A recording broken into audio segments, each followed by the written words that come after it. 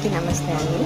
నిన్న ఒక కస్టమరు వెండి చాట 2 కేజీలు తయారు చేసి తీసుకొచ్చారండి.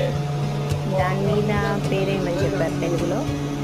మన లేజర్ మీద పేరు సెట్ చేసి పేరు చాట మీద వేసామని సెట్ చేసుకొని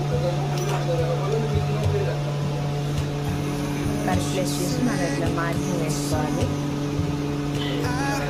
వెండి, గోల్డ్, ఎనీ ఐటమ్ మీద మన నచ్చిన సింబల్స్ పేరు కంప్యూటర్ సెట్ చేసుకొని ఇలా వేసుకోవచ్చండి.